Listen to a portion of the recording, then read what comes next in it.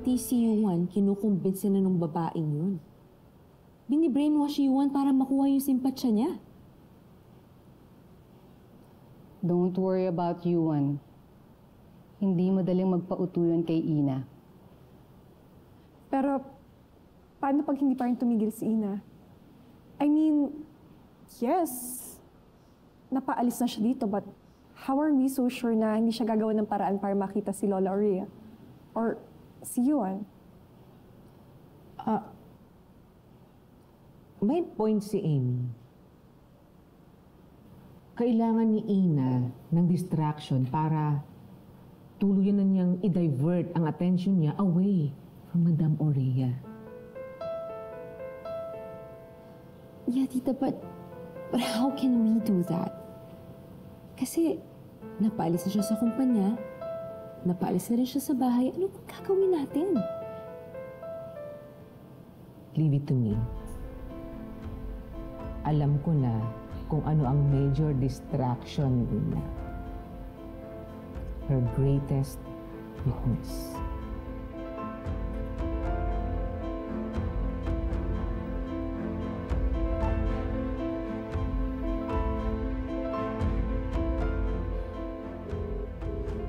Hello, Charlie. May kailangan pa tayong gawin para tuluyang matanggalan ng pakpak si Ina. No. Baka pwede na muna tayo kumain na. Ay! Wag galaw! Di pa tapos, oh! Di pa tapos drawing ko! Wala pa, Tina. Di ba siya punta? May inaasikaso lang si ate mo ha, pero dadaan din yun dito mamaya. Kaya kailangan kumain na muna ikaw. Di pa tapos.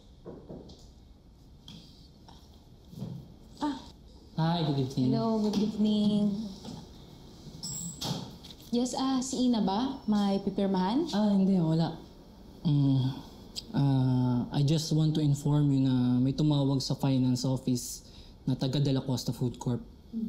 Simula ngayon, pinuputol ng Dela Costa Food Corp ang financial support sa hospitalization ni Nono. Ano? Alam na ba ni Ina to? Sa tingin ko, hindi pa eh. Ano mangyayari kay Nono? Madi-discharge ba siya? Hindi naman. Pinatanggalan ng mga Dela Costa ang financial support. So, starting today, kay Miss Ina na nakabilang lahat ng expenses ng kapatid niya. And kung kaya naman po ni Miss Ina na ipagpatuloy yung pagpapahospital ni Nono dito, wala namang problema. Sandali. Tatawagan ko muna si Ina ha. Sandali pa, Aki. Nono, wait lang ha. Kumain ka. Ito na.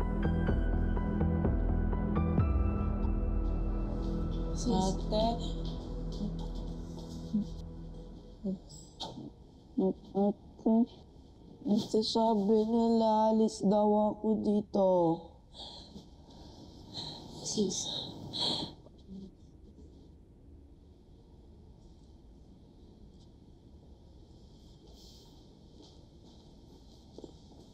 Sis, pati si Nono, ginigipit na rin nila. Lahat ng bills simula ngayon, kailangan mo na isettle.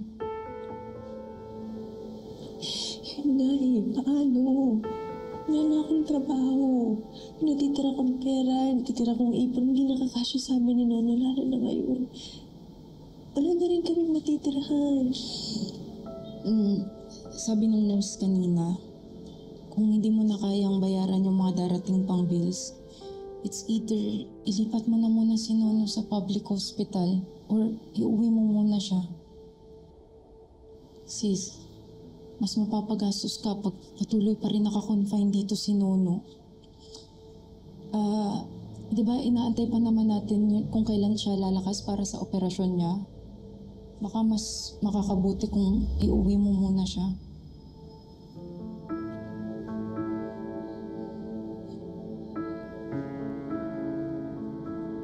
Saan na kami pupunta? Sis, tinatanong pa ba yan? Siyempre sa akin kayo uuwi. Hindi man kita matulungan pagdating sa pera. Pero kaya ko i-offer pa rin yung apartment ko sa inyo Pa ba? Welcome kayo palagi ni Nono doon. Ano, alam mo,